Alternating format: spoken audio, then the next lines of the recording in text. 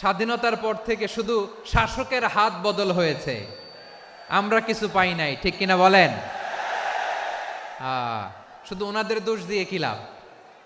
একদল খাইছে, আরেক দল খাওয়ার জন্য রেডি হয়ে আছে। কোরআন থেকে প্রেসক্রিপশন না নিলে সমাজ সুন্দর হবে না। কোরআনের প্রেসক্রিপশন না মানলে রাষ্ট্র সুন্দর হবে না। কোরআনের প্রেসক্রিপশন অ্যাপ্লাই না করলে শুধু দুর্নীতি দমন কমিশন দিয়ে দুর্নীতি বন্ধ করা যাবে না। এজন্য কোরআনের আইন আমরা চাই কি চাই না?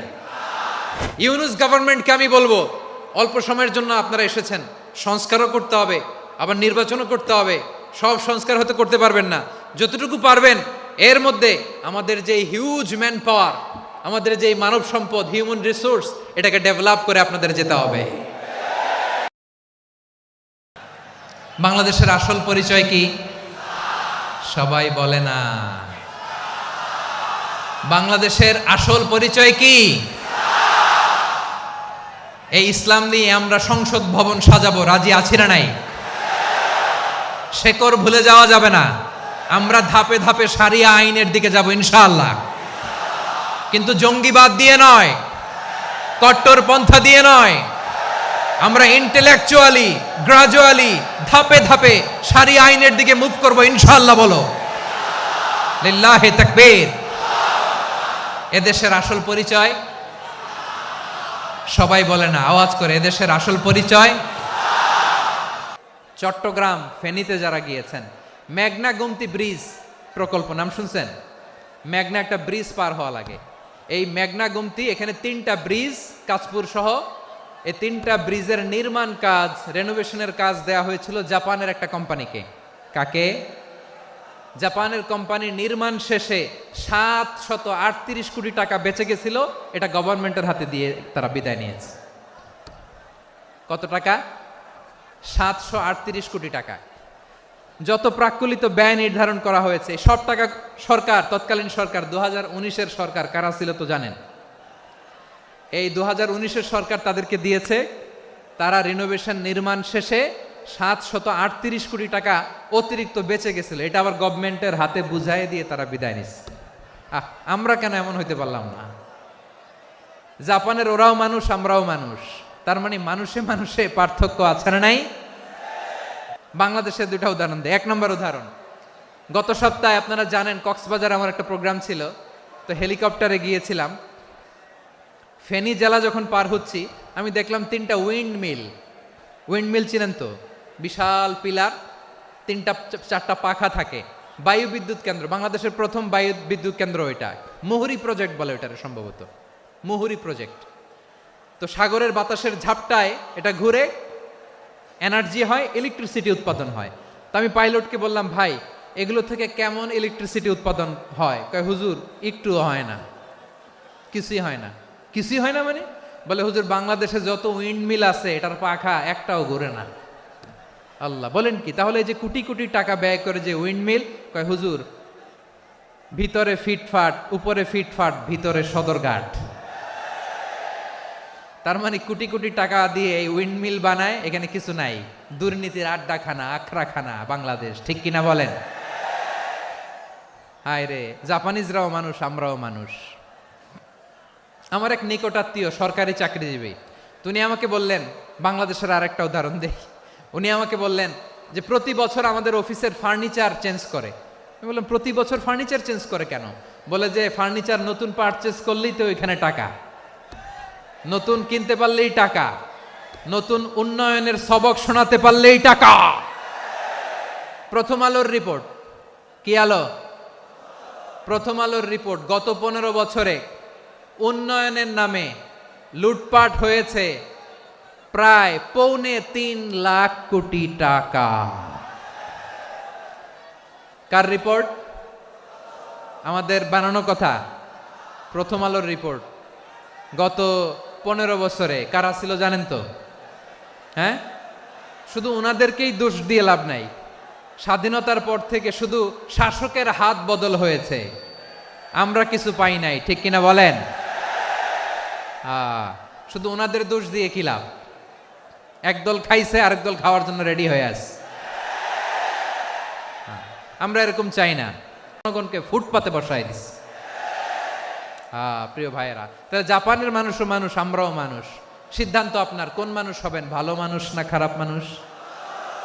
আজকের আলোচনার বিষয় হচ্ছে মানব সম্পদের উন্নয়ন, human resource development. It's a process to increase the capacity of knowledge, skill, capacity of the people of a country. একটা দেশের মানুষের জ্ঞান, তাদের দক্ষতা কি করে বাড়ানো যায়, বাড়িয়ে দেশের উন্নয়ন করানো যায়, এটাই হচ্ছে মানব সম্পদ উন্নয়নের মূল কথা। তাহলে মানব সম্পদ হচ্ছে একটা দেশের সবচাইতে শক্তিশালী পুঁজি। ইউনুস গভর্নমেন্টকে আমি বলবো, অল্প সময়ের জন্য আপনারা এসেছেন, সংস্কারও করতে হবে, আবার নির্বাচনও করতে হবে। সব সংস্কার হয়তো করতে পারবেন না, যতটুকু পারবেন এর মধ্যে আমাদের যে হিউজ ম্যান পাওয়ার, আমাদের যে মানব সম্পদ, হিউম্যান রিসোর্স, এটাকে ডেভেলপ করে আপনাদের যেতে হবে। যেটা পারবেন না সেটাকে পরবর্তী নির্বাচিত গভর্নমেন্টের কাছে রেখে যেতে হবে, যে তারা যেন করে, তাদের কাছে আপনারা এটা রেখে যাবেন। তাহলে মানুষ চাইলে বিশ্ব জয় করতে পারে, আর মানুষকে হারাতে পারে কেউ? জোরে বলো যশোর, মানুষকে হারাতে পারে কেউ? আল্লাহ আমাদেরকে জনসংখ্যা দিয়েছেন প্রিয় ভাইয়েরা। এই জনসংখ্যা অনেক বড় সম্পদ, এটা আমাদের জন্য অভিশাপ নয়, আশীর্বাদ। আমাদের জনসংখ্যাকে যদি আমরা জনশক্তিতে রূপান্তর করতে পারি, আজকে বাংলাদেশ যে অবস্থানে দাঁড়িয়ে আছে, বাংলাদেশ তার 20 গুণ উন্নতির শিখরে চলে যাবে। চিল্লায় বলো ঠিক কিনা? আমাদের শ্রমিক ভাইয়েরা বাইরে কাজ করে, আমাদের শ্রমজীবী ভাইয়েরা, প্রবাসীরা, তাদের ব্যাপারে গুরুত্ব দিতে হবে।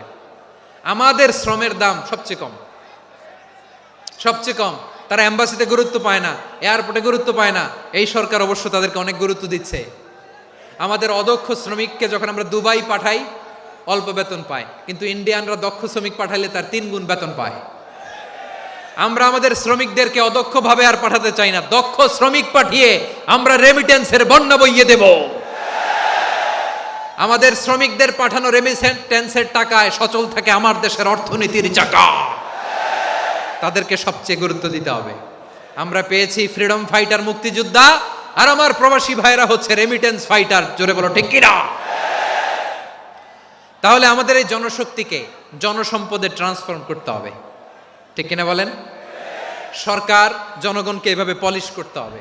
মা বাবারা ছেলে মেয়েদের মধ্যে কার কোন যোগ্যতা, তাকে ওইভাবে কাজে লাগাতে হবে। সবার এ প্লাস পাওয়ার কোনো দরকার নাই। আমাদের দেশে একটা টেন্ডেন্সি আছে, পরীক্ষায় এ প্লাস না পাইলে কই তুই কি করলি, পাশের বাড়ির ছেলে এ প্লাস পাইছে, যা ওর পা ধোয়া পানি খা। কি খা? তা আমি ভাবছি যে পা ধোয়া, এ প্লাস পাওয়া ছেলেদের পা ধোয়া পানির একটা পানির ব্র্যান্ড বানাইতে হবে। এরকম লেখা থাকবে, এ প্লাস পাওয়া ছেলেদের পা ধোয়া পানি। খাওয়া নাই, এগুলার খাওয়া নাই। ওরে আল্লাহ এ প্লাস পাওয়ার জন্য বানাইছে, আর আপনার ছেলেকে এই এ প্লাস গুলারে নিয়ন্ত্রণ করার জন্য আল্লাহ বানাইছে। ওকে দিয়ে আল্লাহ কি করবে আপনি জানেনই না। একটা এ প্লাস, একটা এ গ্রেড একটা মানুষের জীবনকে ঠিক করে দিতে পারে না। আপনার ছেলেকে আল্লাহ অন্যদিকে যোগ্যতা দিয়েছে। ওদের মনোবল ভাঙবেন না, খবরদার, খবরদার।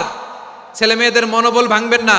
যাকে দিয়ে যেটা হবে তাকে দিয়ে সেটা করতে হবে, তার প্রতিভাকে সেভাবে কাজে লাগাতে হবে। তাহলে বাংলাদেশ, আমাদের এই জনসংখ্যা জনসম্পদে রূপান্তরিত হবে। আমাদের সরকারের তত্ত্বাবধানে আমাদের 18 কোটি জনগণ দক্ষ জনশক্তিতে রূপান্তরিত হোক। আমরা চাই কি চাই না? আমরা ভালো মানুষ, শ্রেষ্ঠ মানুষ হতে চাই কি চাই না? ওই জাপানিজদের মতো সৎ, ওই ইউরোপিয়ানদের মতো কালচার্ড। আমাদেরকে আল্লাহ তাআলা কোরআন সুন্নাহ অনেক কিছু দিয়েছেন। যেহেতু বর্তমানে আমরা দেখছি তারা সৎ, তাদের মধ্যে ভ্যালিউ আছে, সেগুলো আমাদের মধ্যে আনার দরকার আছে না নাই? আর ইসলাম দিয়ে আমাদের জীবনকে সাজাতে হবে, ইসলাম দিয়ে আমার পরিবারকে সাজাতে হবে। ইসলাম থেকে, কোরআন থেকে প্রেসক্রিপশন না নিলে জীবন সুন্দর হবে না। কোরআন থেকে প্রেসক্রিপশন না নিলে সমাজ সুন্দর হবে না। কোরআনের প্রেসক্রিপশন না মানলে রাষ্ট্র সুন্দর হবে না। কোরআনের প্রেসক্রিপশন অ্যাপ্লাই না করলে শুধু দুর্নীতি দমন কমিশন দিয়ে দুর্নীতি বন্ধ করা যাবে না। এজন্য কোরআনের আইন আমরা চাই কি চাই না? প্রিয় ভাইয়েরা, হিউম্যান রিসোর্স ডেভেলপমেন্ট, মানব সম্পদের উন্নয়ন, আমাদের সরকার যেন এদিকে নজর দেয়। আমরা যেন এই ব্যাপারে যত্নবান হয়ে উঠি। যাকে আল্লাহ যে যোগ্যতা দিয়েছে, এই যোগ্যতা দিয়ে আমরা যেন ইসলামের জন্য, দেশের জন্য কাজ করি। আমরা যেন আমাদের স্কিল ডেভেলপ করি, আমাদের পটেনশিয়ালকে ডেভেলপ করি। মোরালিটি, ভ্যালিউজ নিয়ে শায়েখ আহমদুল্লাহ আলোচনা করেছেন, এগুলো দিয়ে যেন আমরা আমাদেরকে সাজাই। আল্লাহ তাআলা আমাদের দেশকে তুমি নিরাপদ করো, আমরা পড়ি আমিন। আল্লাহ আমার 18 কোটি জনগণকে তুমি জনশক্তিতে রূপান্তরিত করো, আমিন। আল্লাহ আমরা হাতে হাত রেখে কাঁধে কাঁধ মিলিয়ে ভাইয়ে ভাইয়ে যেন এই দেশকে গড়তে পারি, আল্লাহ তুমি তৌফিক দান করো, আমরা পড়ি আমিন। আমার প্রিয় মহিউদ্দিন ভাই বলেছেন, হুজুর এমন একটা ঘোষণাপত্র দিয়ে যাবেন আজকের এই ঐতিহাসিক যশোরের প্রোগ্রামে, যেটা গোটা বাংলাদেশে মানুষ এটার উপর আমল করে। আমি যে কথাটা বলেছি এটাই, আসুন আমরা আমাদের জনসংখ্যাকে জনসম্পদে ট্রান্সফর্ম করি, আমাদের জনসংখ্যাকে আমরা যেন জনশক্তিতে রূপান্তরিত করি, জনসংখ্যাকে ট্রান্সফর্ম করে জনশক্তি দিয়ে আমরা যেন আগামীর বাংলাদেশ, স্বাধীন বাংলাদেশ 2.0-কে গড়ে তুলি। আল্লাহ তাআলা আমাদের সবাইকে কথাগুলো বোঝার, আমল করার তৌফিক দান করুন। এই জেনজি, ক্ষমা করে দিও আমাকে, অনেক ধমক দিছি, বকা দিছি। আল্লাহ তোমাদেরকে করুক, কবুল করুক, যশোরবাসীকে কবুল করুক, আদ দিনকে কবুল করুক, এই মেডিকেল কলেজকে কবুল করুক, ইসলামের জন্য বাঁধ ভাঙা এই জোয়ার এবং উচ্ছ্বাসকে আল্লাহ তাআলা কবুল করুক। হাযা মা ইনদি ওয়াল ইলমু ইনদাল্লাহ আলাইহি তাওয়াক্কালতু ওয়া ইলাইহি উনীব। সুবহানাকাল্লাহুম্মা ওয়া বিহামদিকা।